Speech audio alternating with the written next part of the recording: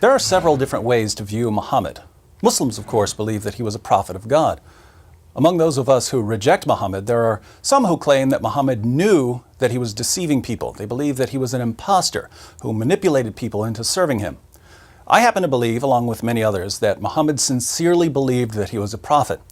The general criterion I use here is the same whether I'm evaluating Christianity or Islam or any other worldview. It's that if a person is willing to die for what he's saying, he probably believes it. In other words, liars make poor martyrs. There are lots of liars in this world. If you put a gun to someone's head over a lie, they're generally going to admit that it's a lie. People who are willing to die for their claims are usually people who wholeheartedly believe in what they're dying for. Based on the number of battles Muhammad was in and the various dangers he faced, I believe that he really thought he was a prophet. So I don't believe that Muhammad was intentionally using Islam for his own interests. However, there are a number of passages in the Quran and the Hadith which prove, beyond any reasonable doubt, that Muhammad's revelations were influenced by his desires. Let me give you 4 examples. First, Surah 4 verse 3 of the Quran says that Muslims can marry up to 4 women. But we know from references in Bukhari and other sources that Muhammad had at least 9 wives at one time. So why did Muhammad get more than 4 wives when the Quran says that Muslim men can only marry 4 women? Well, Muhammad received a special revelation, Surah 33 verse 50, which says that he, and he alone, could have as many wives as he wanted. Now, I don't know about you, but when the guy who's receiving the revelations starts getting special moral privileges, namely more sex partners than anyone else, I start getting awfully suspicious. Second, Muhammad had an adopted son named Zayd, who was called Zayd bin Muhammad, Zayd son of Muhammad. One day, Muhammad went to visit him and was greeted by Zayd's wife, Zainab, who was very beautiful and who was wearing very little clothing at the time. When Muhammad saw her, he supposedly received some sort of revelation telling him that he was going to marry her, even though she was already married to his adopted son, and Muhammad walked away praising Allah. When Zayd found out that Muhammad was attracted to his wife, he divorced her so that Muhammad could marry her. Muhammad was worried about what people might think if he married Zainab, but then he began receiving revelations to justify the marriage. This is when he received Surah 33 verse 37 of the Quran, which says that it's okay to marry the divorced wives of your adopted sons. I've never met a person who struggles with this problem. I've never met someone who struggles with whether he should marry the divorced wife of his own adopted son. So this verse has no purpose other than justifying what Muhammad did.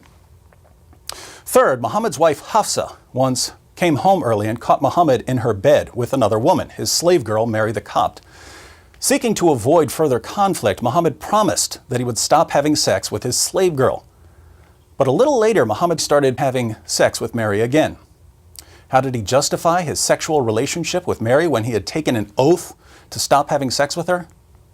Well, he received a revelation, Surah 66 verses 1 through 2 of the Quran, where Allah says, "O Prophet, why do you forbid yourself that which Allah has made lawful for you? You seek to please your wives, and Allah is forgiving, merciful.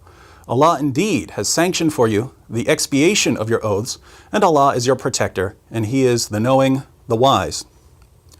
Notice Muhammad swears, "I'll never have sex with my slave girl again." Then he starts having sex with her because Allah told him to break his oath. Very interesting. Fourth, one of Muhammad's wives was a woman named Sauda. As Sauda aged, she became unattractive and extremely overweight, and Muhammad decided to divorce her.